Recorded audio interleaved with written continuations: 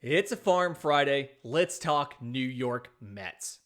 You are Locked On MLB Prospects, part of the Locked On Podcast Network. Your team every day.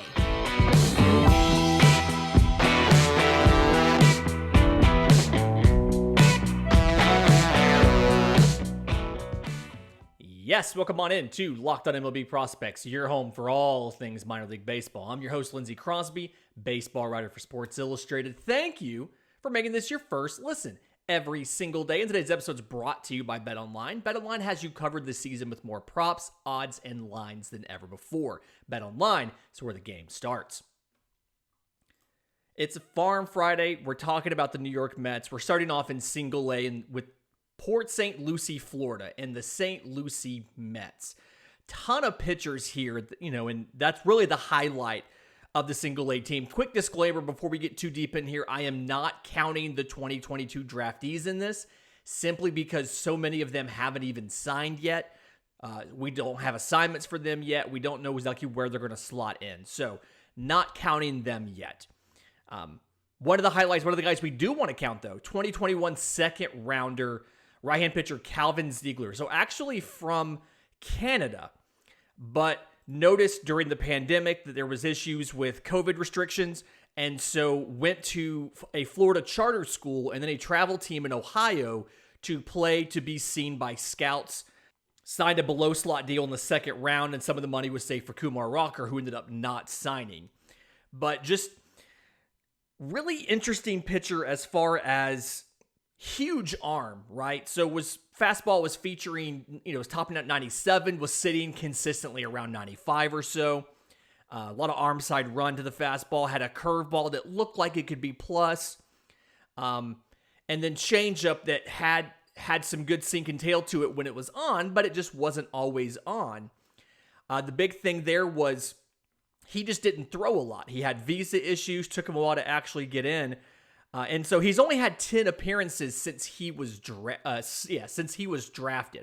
3.57 ERA, 36 innings, 57 strikeouts to 21 walks. So a lot we still don't know about Calvin Ziegler. Obviously, two above average to plus pitches in the fastball and the curveball, a lot of potential. He just needs more chances to pitch. Another guy who needs more chances to pitch, right-hand pitcher Joel Diaz. So 2020 IFA absolutely broke out in the DSL. Had an ERA under 1, at 17 years old. Fastball velocity jumped up from high 80s to low to mid 90s. And, just one of the lowest ERAs by a pitcher in the DSL in like a decade and a half. Phenomenal performance. They brought him stateside. He's in low A St. Lucie right now. Conventional stats aren't great. Small sample size of 25 innings. He's got 22 strikeouts to 12 walks. ERA is 7.77. But something where he's got 3 pitches, good velocity.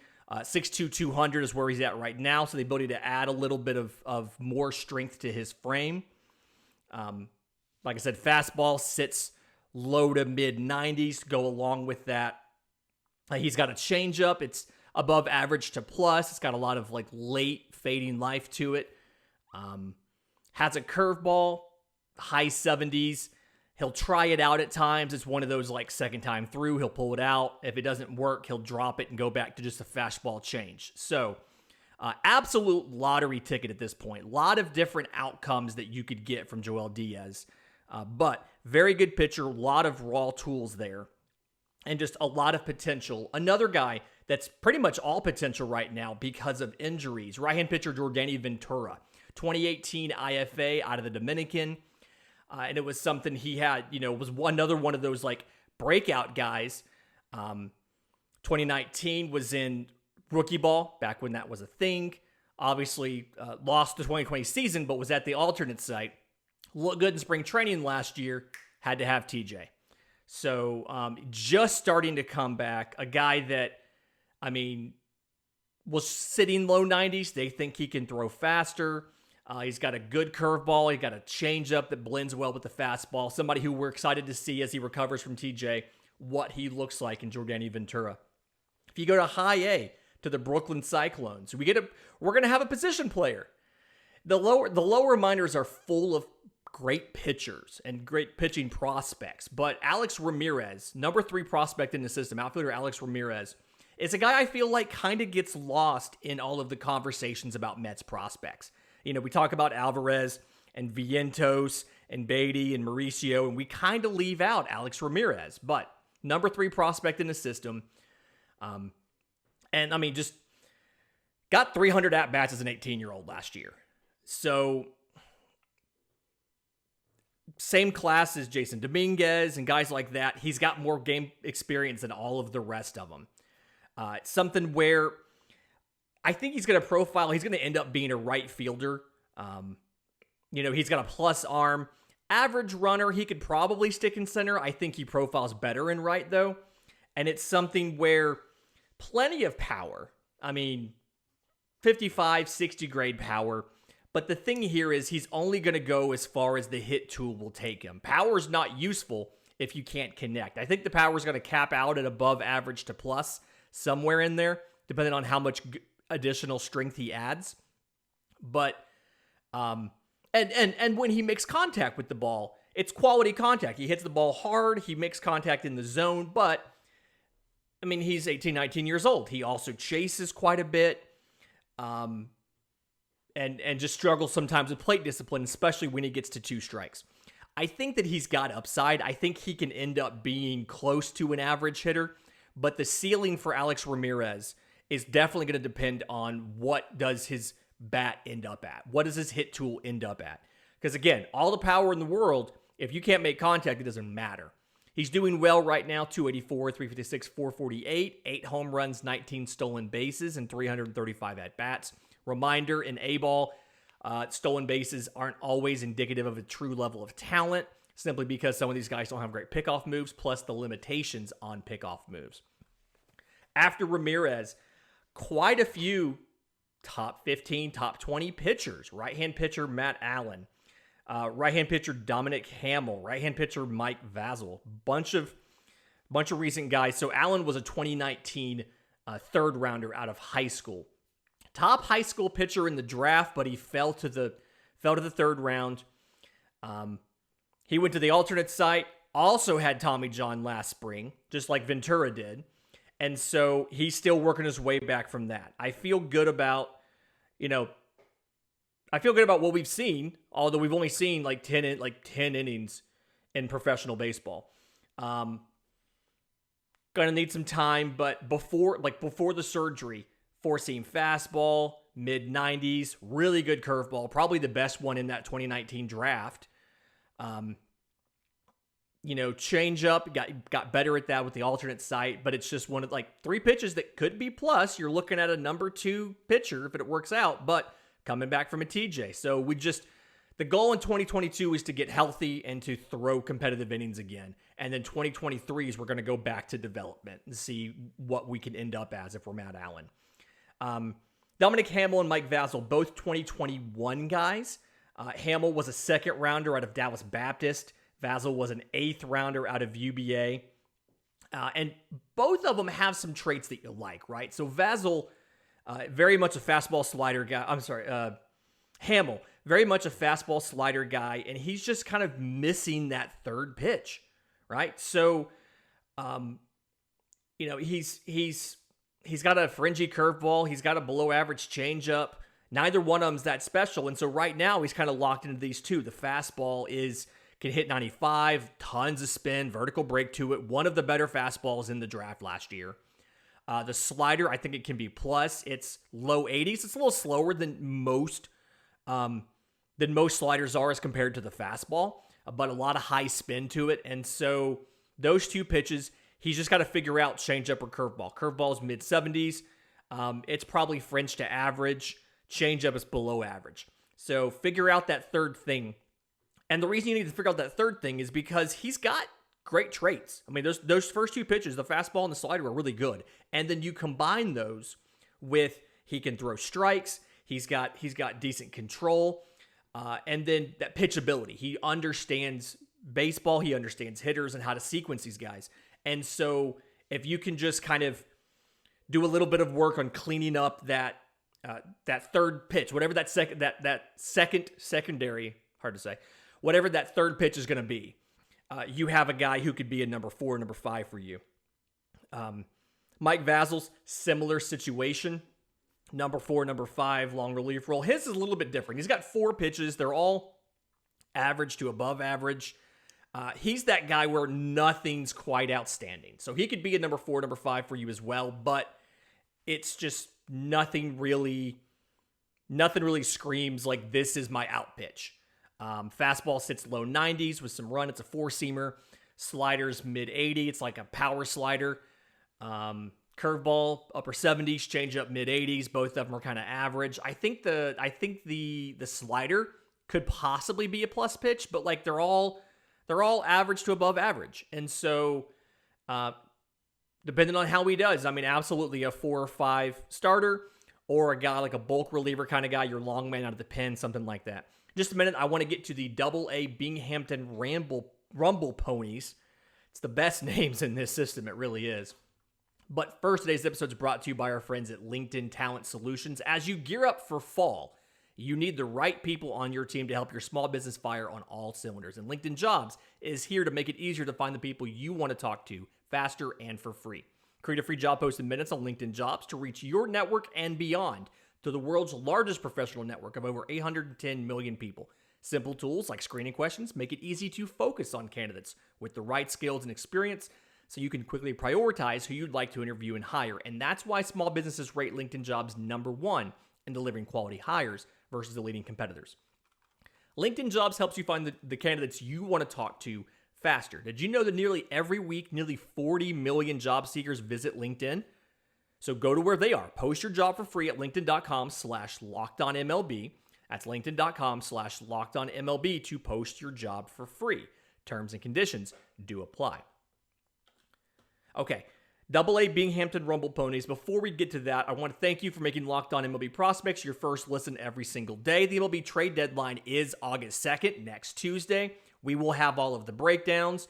Locked On MLB will obviously be going live. We have a live show scheduled for Tuesday night. I'll be on there as well. We'll be delivering rapid reactions to any move that's made. And then Locked On MLB Prospects will be doing a trade recap show to go over all of the guys that moved from the prospect side of it and what they can expect in their new organizations and what those new organizations are getting. So subscribe to Locked On MLB Prospects wherever you get your podcasts or on YouTube to get notified when each new episode comes out. So the Double-A Binghamton Rumble Ponies. This name was picked, I looked. This name was picked via contest, by the way, but it's a reference. I believe it's a reference to some of the stuff on the boardwalk and the rides and things like that. But anyway, so couple big prospects here. Third baseman Britt Beatty, 2019 first rounder out of high school. One of the better high school hitters in that draft, but he was 20. He was turning 20 that year, so he fell down to 12. Kind of an iffy start. He showed a lot of raw power in 2019 after the draft, struck out quite a bit. Went to the alternate site, looked good, did really well in 2021 and made it all the way to Double-A. So right now, 299 at-bats, 301, 394, 498, 13 home runs.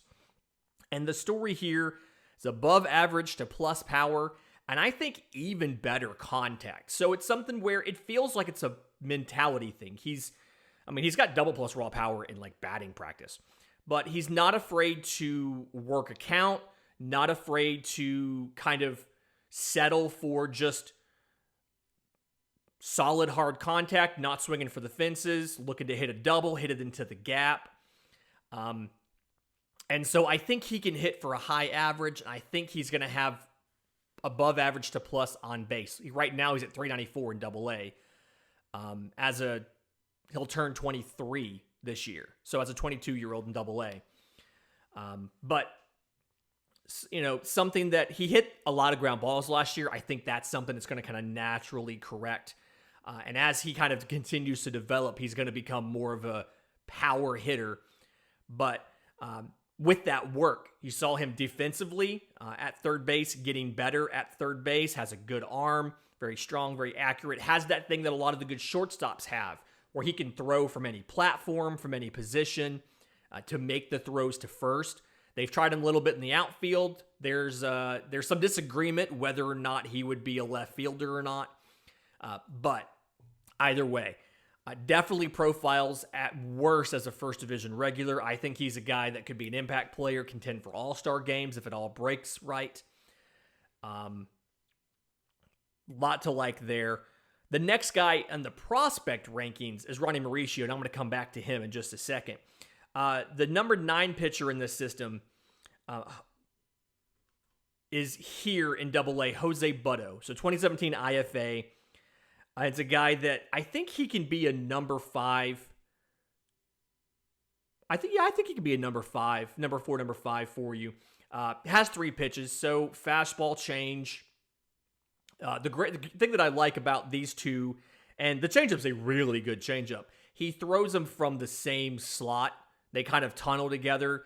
Think about what you watch on Pitching Ninja. Like, that's what his fastball changeup look like. It's the overlay. They're at the same point halfway to the plate, and then they go different directions and different speeds.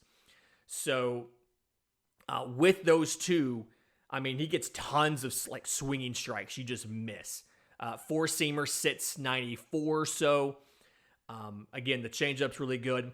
I think that like the curve as it is right now, I like it being a 12-6 because I feel like that helps you with lefties and righties both, because he kind of struggles against righties right now.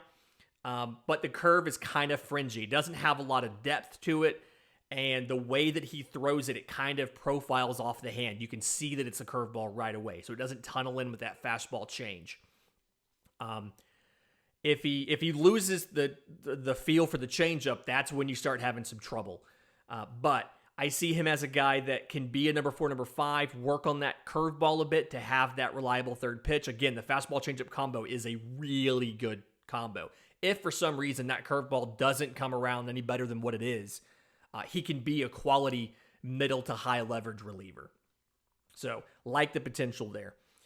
Ronnie Mauricio is somebody that not every single scout is sold on. Number 5 prospect in the system, shortstop, 6'3", 166, 2017 IFA. And there's pros and there's cons, right? So look at like offensively, really good power for a shortstop. I mean, he hit 20 home runs last year. 19 of them were in High-A Brooklyn, which is not an easy place to hit home runs. But also has a batting average on base percentage under 300. So, great power, way too aggressive. He will chase out of the zone. He will chase out of the zone. He will swing and miss. Not incredibly patient. Likes to go after the ball. Now, when he makes contact, again, it's quality contact, but really aggressive. And what doesn't help, and we've talked about this on the show before, is he's really tall with those long levers, and so it's hard to speed up the swing. I think it's something where he needs to get the motion a little shorter into the zone so that he can better stay on top of breaking pitches, not swing and miss as much.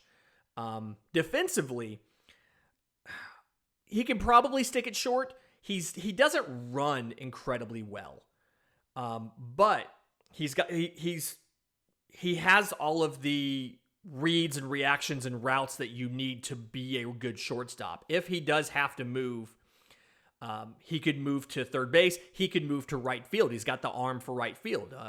Plus arm, I'd probably give it a 60 grade, having watched it a couple times. So good defender, powerful hitter, doesn't make a lot of contact, doesn't walk. And so he's not going to be in the top 1 or 2 or 3 of your lineup because the on-base ability is low. But he's going to be in your lineup because he's a good defender that can hit for power. It's a guy that I'm curious to see what they do with him next year. Obviously, Francisco Lindor is kind of locked into your shortstop job. And so Curious what happens. I think he may possibly be a candidate for a trade. If the Mets go out to make some trades, he might be a guy that's moved. So if you're listening to this on Sunday or Monday or Tuesday, he may not even be on this team anymore. But interesting prospect, lots of loud tools, but kind of a glaring weakness there as far as the hitting, the contact and on-base ability that we have to fix if we want him to be an everyday regular. In just a minute, I want to get to the Triple-A Syracuse Mets. A couple top prospects here, including the red-hot Francisco Alvarez. But first, today's episode is brought to you by our friends at BetOnline. BetOnline.net is the fastest and easiest way to check in on all of your betting needs. You can get all your favorite sports and events at the #1 source for odds, lines, and games. They've got reviews and news of every league, NFL, NBA, NHL, combat sports, esports, golf, and obviously Major League Baseball. And they're the best online resource for all of your sports wagered information, not just lines and individual games, live in-game betting, scores. They even have special props. There's a prop out right now as of Thursday night at 9:30 Eastern. The San Diego Padres are the favorite to land Juan Soto, according to BetOnline, at plus 200. The Cardinals plus 250. The Dodgers plus 325. And these New York Mets, fourth best odds at plus 500. So head to BetOnline today or use your mobile device to learn more about the action happening right now, because BetOnline is where the game starts. Okay, Triple-A Syracuse Mets. You've wanted to hear about him. He's here. Francisco Alvarez, the catcher, 2018 IFA. At the time, it was a record $2.7 million. They knew he was good. They paid him a lot of money. I don't think any of us thought he was this good. He was 17 years old in rookie ball in 2019, 916 OPS. Went to the alternate site in 2020, killed it there. 2021, at 19 years old in full season ball, had a 941 OPS. Hit 24 home runs in just under 100 games. Went to Instructs in the fall, went to the Dominican in November, looked fantastic. So one of the more exciting offensive prospects in baseball, and just happens to play a premium defensive position to boot, where he's a good, not great, but good defender. So, at the plate, plus hitter, as far as hitting for average and for power. Really good natural timing, really good at picking up on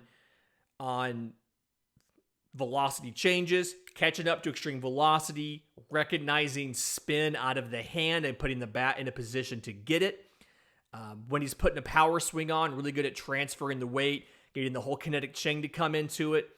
Likes to go to right center with it quite a bit. But somebody who I think is going to hit for a high batting average and a lot of power. Defensively, he is actively working to get better. I think he's going to settle at average, maybe above average. Part of the reason he was promoted so quickly out of low A St. Lucie was they had to get him away from the automated balls and strikes last year. Get him in front of a human umpire that he has to work on framing. He has to work on presentation. Still needs to do a little bit more work when it comes to presenting where the pitch came in to try to steal a strike here and there. But he's got good arm strength. It doesn't show up in games completely because he still needs to work out some of the extra movements in his throwing motion. So it's a little bit of a inefficient, wasteful throwing motion. So it probably plays down from plus to above average, maybe average. Got 23% of base stealers last year, so right there around average for MLB. Getting better at blocking. The big note on the scouting report at the end of last season was that he uses his hands more than his body. He's gotten better at that this year, dropping down to his legs, letting the ball come into his chest versus trying to, or come into his leg versus trying to just use the hand to stab it while he stays up. So he's gotten better at some of that. And it's something where the Mets expect him to continue to get better. I think the upside is absolutely, the sky is the limit with Francisco Alvarez. There's been a lot of calls to bring him up now, let him go ahead and DH at the major league level. I'm not 100% sold on the concept of letting him DH now, simply because if you call him up, I want him playing every day. One of the appeals of being at Triple-A is he is catching almost every single day. He's getting those reps with handling a pitching staff, helping a guy get out of a jam, figuring out what to do if the guy doesn't have his best pitch. He's getting all those reps, and if you call him up to DH 3 or 4 times a week and catch once or twice, he's not getting a chance to develop.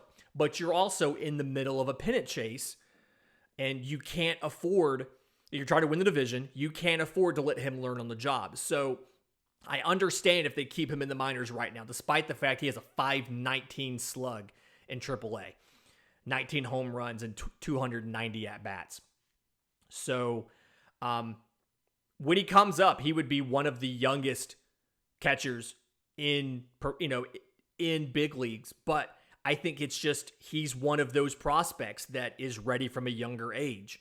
The comp, as far as being advanced for his age, is like a Juan Soto or Wander Franco, being younger for their age and for the level, but being ready to come up and contribute at a high level. That's where Francisco Alvarez is. Again, I want him to get more reps defensively and game calling wise, but absolutely could contribute if you needed him right now. Another guy that I think could contribute, and is probably somebody that they're thinking about, third baseman Mark Vientos, 2017 second rounder out of high school, massive raw power, will absolutely crush a ball. Bats average. I think it's something where, last year he struggled a little bit, especially early, with breaking pitches from a righty. Got better at that. The last, 60 games, the OPS was over 1,000. So he improved a bit last year. Is good at handling elite velocity. Is good at, is getting better, better at recognizing spin. Can handle the velocity changes. You can crush a fastball or a changeup. So getting him to get a little more work in on breaking pitches, elite level spin, but somebody who can contribute for you. He was originally a shortstop. He's moved to third base. He's got the arm for it. There's a thought that he may have to move to first base because he doesn't run very well at all. He's tried to focus on his conditioning, his speed a little bit. I think he's gotten a little bit better. He's played a little bit of the outfield. Again, some folks question whether or not it's going to stick. So could be a third baseman, could be a first baseman. Obviously, you've got Baty, you've got guys playing first base named Pete Alonso at the big league level. So kind of a question of where's he going to fit. But somebody who very competitive, goes out there, also has over 500 slug right now, 18 home runs and like 260 at-bats. So corner infielder, let's say that. Corner infielder who I think you give him another season, or the rest of this season, he'll be ready to go next year. Another guy that is going to go as far as the hit tool takes him. He's getting much better at it. I feel confident Mark Vientos is going to work that out. Couple other guys here, 12 and 13 prospects in the system. Nick Plummer and Khalil Lee. Both of them are outfielders. Both of them were drafted in the mid-2010s. 2015 for Plummer, 2016 for Lee. Both of them I kind of feel like are probably fourth outfielder types. I know Lee's played a little bit, so it's just kind of a question. I mean, Plummer Lee was drafted by the Royals. He came to the Mets in the three-way deal that took Benintendi from the Red Sox to the Royals, and then he just moved to the Yankees. But that's how Plummer got to the Mets system. I'm sorry, that's how Lee got to the Mets system, and then Plummer was a free agent.